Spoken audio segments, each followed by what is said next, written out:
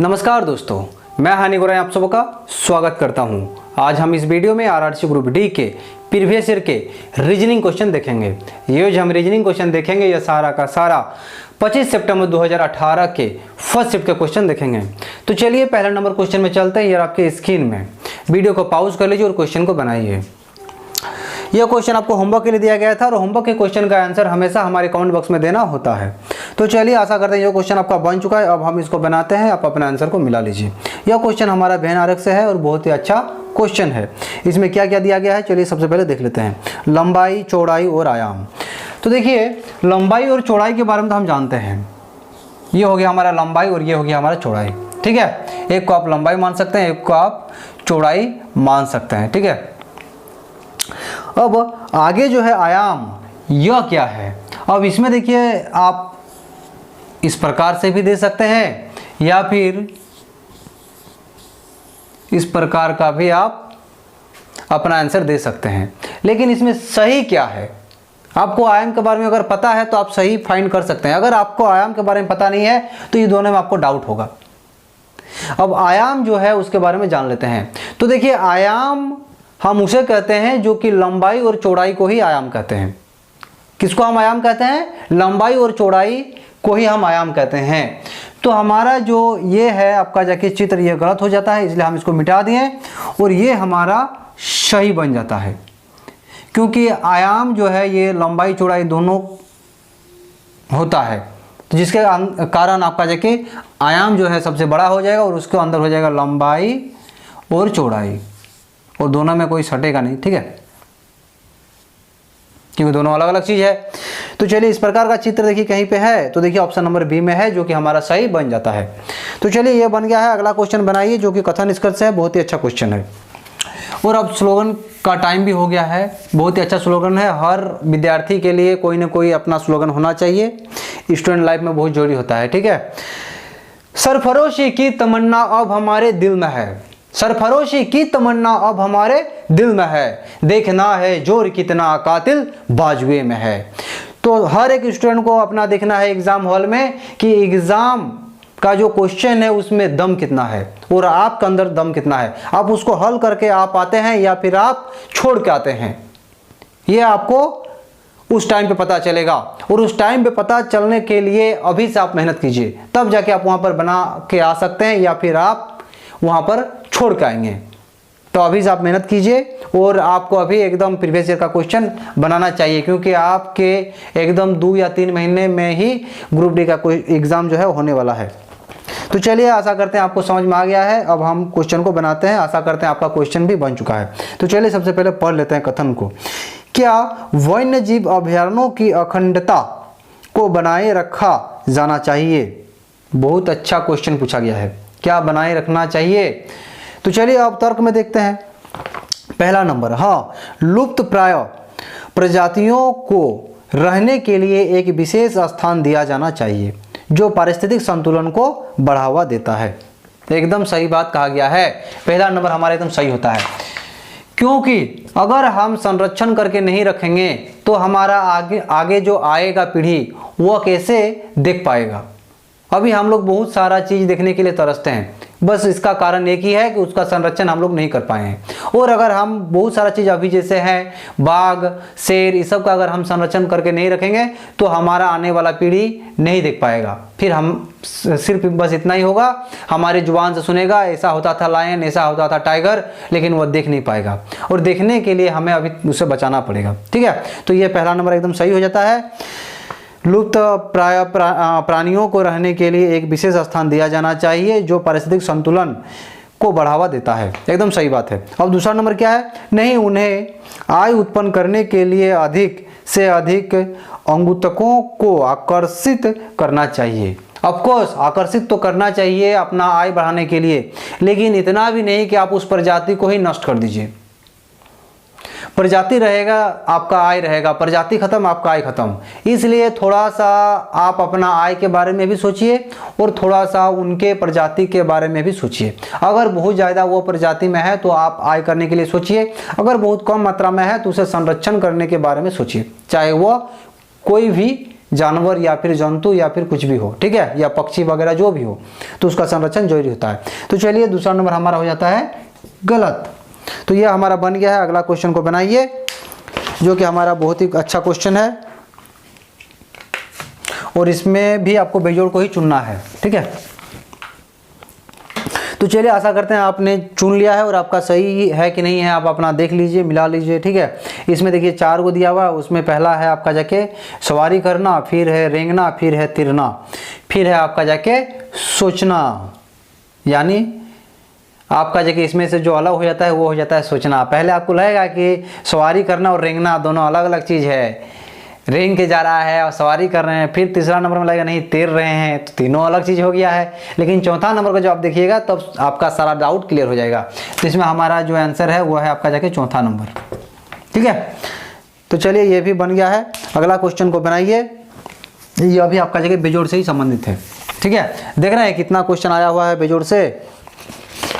तो चलिए आशा करते हैं यह भी आपका बन चुका है। अब हम इसको बनाते हैं, आप अपना आंसर को मिला लीजिए। देखिए इसमें ए नंबर में दिया हुआ है आपका क्या 6F, उसके बाद बी नंबर में दिया हुआ है P14, फिर सी नंबर में दिया हुआ है U21, फिर डी नंबर में दिया हुआ है W23। अब इसमें आपको चुनना है। तो देखिए आपको हम पहले ही बता चुके हैं कि आप प्लेस वैल्यू याद कर लीजिए, कोई शॉर्ट ट्रिक नहीं, एकदम सबका प्लेस वैल्यू याद कीजिए A से Z तक का, ठीक है। तो चलिए इसमें प्लेस वैल्यू की सबसे पहले हम देखते हैं। तो देखिए F का जो प्लेस वैल्यू होता है वह 6 है और यहाँ पर 6 दिया हुआ है, ठीक है। P का जो प्लेस वैल्यू होता है वो होता है आपका जाके 16, लेकिन यहाँ पर दिया हुआ है 14।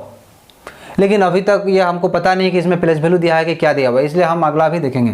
तो U का जो होता है वो 21 होता है, यानी सेम टू सेम मेल खा रहा है। W का जो होता है वो 23 होता है, यानी हमारा यहाँ पर मेल खा रहा है। तो हमारा ऑप्शन नंबर बी जो है वो हमारा अलग हो रहा है, ठीक है। तो हमारा सही आंसर हो जाता है ऑप्शन नंबर बी।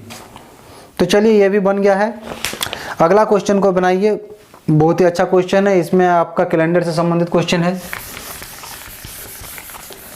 और कैलेंडर के क्वेश्चन को बनाने के लिए आपको थोड़ा सा माइंड में 2-4 चीज़ रखना पड़ेगा। वो क्या है? तो चलिए मंथ का एक कोड होता है, उसे आप याद रख लीजिए 033 614 625 और 035। इस प्रकार से आप इसको याद रख सकते हैं, 3-3 करके याद रखिए, 033 614 625 और आपका 035, ठीक है। अब दिन का जो कोड होता है वो रविवार से स्टार्ट होता है और रविवार को हम लोग 0 मानते हैं या फिर हम 7 मानते हैं। बाकी सोमवार को हम 1 मानेंगे, उसके बाद मंगलवार को 2, आप ऐसे करके मान सकते हैं, ठीक है। ये हो गया रविवार, ये हो गया हमारा सोमवार, ऐसे करके आप आगे बढ़ा सकते हैं। आगे हम बता नहीं रहे हैं, आप होशियार है, आप कर सकते हैं, ठीक है। तो चलिए अब इसमें क्वेश्चन को हम देख लेते हैं। 19 अप्रैल 2020 को कौन सा दिन होगा? अब देखिए 2020, तो 2020 जो यहाँ पर हम करेंगे, इसमें हम 1900 से हम माइनस करते हैं। 1900 को हम यहाँ पर मतलब 0 मानते हैं, ठीक है। तो लीप वर्ष हम यहाँ पर निकालने के लिए 1900 से माइनस करेंगे। 1900 से माइनस करेंगे तो यहाँ पर हमारा 120 आ जाएगा। अब 120 को हम यहाँ पर प्लस कर देते हैं और साइड में यहाँ पर 120 से हम आपका जाके 4 को बट्टा दे देंगे, जिससे हमारा लीप वर्ष निकल जाएगा। तो लीप वर्ष की संख्या हमारा 30 निकल गया, क्योंकि आपका जगह 4 3 12 होता है और इधर 0 का 0, यानी यहाँ पर हम जोड़ने के लिए लिख दिए 30। उसके बाद फिर प्लस, अब देखिए यहाँ पर है अप्रैल, ठीक है। तो ये हो गया जनवरी, ये हो गया फरवरी, ठीक है। आप इसको याद रख लीजिए, ये हो गया हमारा मार्च और ये हो गया हमारा अप्रैल, ऐसे करके सीरियल बढ़ाते जाइए, ठीक है। ये हो गया हमारा दिसंबर का। तो देखिए हमारा अप्रैल का है 6, तो यहाँ पर प्लस 6 कर दिए। और कुछ बचा है, तो देखिए अप्रैल का 19 तारीख, तो यहाँ पर हम 19 तारीख कर दें, 19 लिख दिए। अब सबको जोड़ के हम क्या करेंगे ना, 7 से भागा दे देंगे, क्योंकि हमारा सप्ताह में 7 दिन होता है। तो चलिए इधर हो गया 120 और 30, 150 150 और 19 हो जाएगा 169 169 और 6 175, और 175 को 7 से हम भागा कर देंगे, ठीक है। या फिर आप कह सकते हैं कि बट्टा कर देंगे। अब इसको बट्टा करते हैं तो 7 दूनी 14, 3 बच गया और इधर 3 5 35, यानी 0 बच रहा है। और 0 जो है हमारा है वो क्या है, रविवार है, ठीक है। तो जो हमारा 19 अप्रैल 2020 को होगा वो रविवार होगा, जो कि हमारा ऑप्शन नंबर बी में दिया हुआ है। तो चलिए ऑप्शन नंबर बी हमारा सही हो जाता है। अगला क्वेश्चन को बनाइए। अगला क्वेश्चन आपके स्क्रीन में है, बहुत ही अच्छा क्वेश्चन है, दिशा से संबंधित क्वेश्चन है और दिशा से भी आपके एग्जाम में क्वेश्चन देखा गया है। और बहुत सारे विद्यार्थी छोड़ के आते हैं क्योंकि उनको दिशा के बारे में कुछ पता ही नहीं रहता है, ठीक ना। तो चलिए आशा करते हैं आपका ये भी क्वेश्चन बन चुका है। अब हम इसको बनाते हैं, अब अपने आंसर को मिला लीजिए। तो चलिए सबसे पहले क्वेश्चन को पढ़ लेते हैं। पन्नी का घर पश्चिम के सम्मुख है, ठीक है। उसके घर में प्रवेश करने पर आप रसोई घर को दाहिने ओर पाएंगे। प्रवेश द्वार के संबंध में रसोई घर किस दिशा में है, यानी रसोई घर का दिशा पूछा गया है। तो देखिए सबसे पहले कहा गया है पन्नी का जो घर है वह पश्चिम के सम्मुख है। अब पूर्व किधर मानेंगे और पश्चिम किधर मानेंगे, तो देखिए हमारा जो दायां तरफ होगा वो हमेशा पूर्व होगा, ठीक है। तो ये हो गया हमारा पूर्व, और पन्नी का जो घर है पश्चिम के सम्मुख है, यानी यहां पर इनका घर का दरवाजा होना चाहिए इस प्रकार से, ठीक है। यानी ये हो गया पश्चिम के सम्मुख, काहे कि पश्चिम इधर से है और ये हो गया इनका द्वार, ठीक है। अब इधर से जैसे घुसेंगे हम, चलिए घुस गए। अब आगे क्या बोल रहा है, उसके घर में प्रवेश करने पर आप रसोई को दाहिने पाएंगे। तो चलिए यहाँ से हम एंटर करेंगे, ठीक है। अब दाहिने इधर हम पा गए रसोई, ये हो गया हमारा रसोई। तो अब क्या आगे पूछा गया है न, प्रवेश द्वार के संबंध में रसोई घर किस दिशा में है। अब ये जो घर है किस दिशा में है, इधर से प्रवेश करके इधर क्या होना चाहिए। तो देखिए अगर इधर पूरब हो जाता है, यानी इधर देखिए पूरब हो गया, तो हमारा इधर हो गया पश्चिम, इधर हो गया उत्तर, ऊपर तरफ जो हो गया, ठीक है। ये हो गया हमारा उत्तर, तो नीचे तरफ क्या हो जाएगा, दक्षिण हो जाएगा। और ये देखिए नीचे तरफ ही है जो रसोई घर है, तो हमारा रसोई घर दक्षिण में आपका जगह होना चाहिए, और ऑप्शन हमारा ए नंबर में दक्षिण दिया हुआ है, जो कि सही आंसर बन जाता है। तो चलिए ये भी बन गया है, बहुत ही अच्छा क्वेश्चन था। अगला क्वेश्चन को बनाइए और वीडियो का हम समाप्त करेंगे, ठीक है। अगला क्वेश्चन जो है हमारा, यह भी कूट से संबंधित है, वो बहुत ही बढ़िया क्वेश्चन है, ठीक है। तो चलिए आशा करते हैं अगला क्वेश्चन आपका बन चुका है। अब हम इसको बनाते हैं, आप अपने आंसर को मिला लीजिए। तो चलिए सबसे पहले हम क्वेश्चन को एक बार बोर्ड में लिख लेते हैं। इस प्रकार के क्वेश्चन को अगर लिख लेंगे तो थोड़ा सा आपके लिए समझने में आसानी होगा, ठीक है।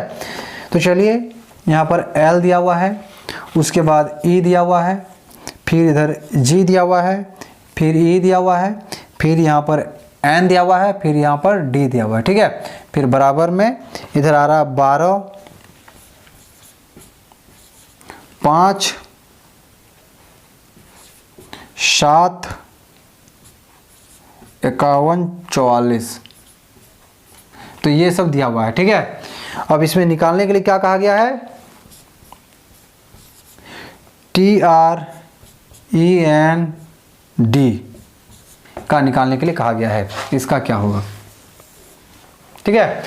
तो देखिए हम तो आपको पहले ही कह चुके हैं कि इसका प्लेस वैल्यू एकदम आप दिमाग में रखिए, कोई शॉर्टकट नहीं, एकदम आप A से Z तक का प्लेस वैल्यू दिमाग में रखिए और इसका प्रैक्टिस करते रहिए, ठीक है। क्योंकि देखिए इस प्रकार का क्वेश्चन आपके एग्जाम में कम से कम 4 से 5 क्वेश्चन दिया जा रहा है, और ये सब क्वेश्चन आपको एकदम बनाना है, और इस सब में शॉर्टकट के भरोसे अगर रहेंगे तो आपका दिक्कत हो सकता है। और जो आपका एग्जाम में 4 से 5 क्वेश्चन आएगा उसके लिए तो आप शॉर्टकट एकदम नहीं अपनाइए, उसका ज़बरदस्त तैयारी कीजिए, ठीक है।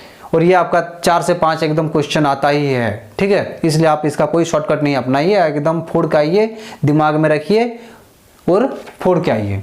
तो चलिए प्लेस वैल्यू देखते हैं। L का होता है 12, 12 दिया हुआ है। E है आपका जगह 5 तो 5 दिया हुआ है। G है आपका जगह 7 तो 7 दिया हुआ है। E है आपका जगह 5 तो 5 दिया हुआ है। N है 14 14 दिया हुआ है। D है 4 तो 4 दिया हुआ है, यानी प्लेस वैल्यू दिया हुआ है, ठीक है। अब T का क्या होता है, 20 होता है, तो चलिए 20 लिख दिए। R का क्या होता है 18, तो 18 लिख दिए। E का क्या होता है 5, तो यहाँ पर 5 लिख दिए। N का क्या होता है 14, तो 14 लिख दिए। उसके बाद D का क्या होता है 4, तो यहाँ पर 4 लिख दिए। अब 20, 18, 51, 44 हमारा आंसर होना चाहिए। तो चलिए ऑप्शन में देखते हैं। तो देखिए ऑप्शन नंबर डी में हमारा दिया हुआ है 20, 18, 51, 44, जो कि हमारा सही आंसर बन जाता है। तो चलिए ये हमारा बन चुका है आज का सारा क्वेश्चन। आपके स्क्रीन में जो क्वेश्चन है इसको आप बनाइए और इसका आंसर हमारे कमेंट बॉक्स में दीजिए, ठीक है। तो चलिए आशा करते हैं ये वीडियो आपको अच्छा लगा है। ये वीडियो अगर आपको अच्छा लगा है तो वीडियो को लाइक कर दीजिए, अपने दोस्तों को शेयर कर दीजिए। साथ के साथ अगर आप इस चैनल में नए हैं तो चैनल को सब्सक्राइब कर लीजिए और बेल आइकन को दबा दीजिए। तो चलिए अभी तक के लिए रखते हैं।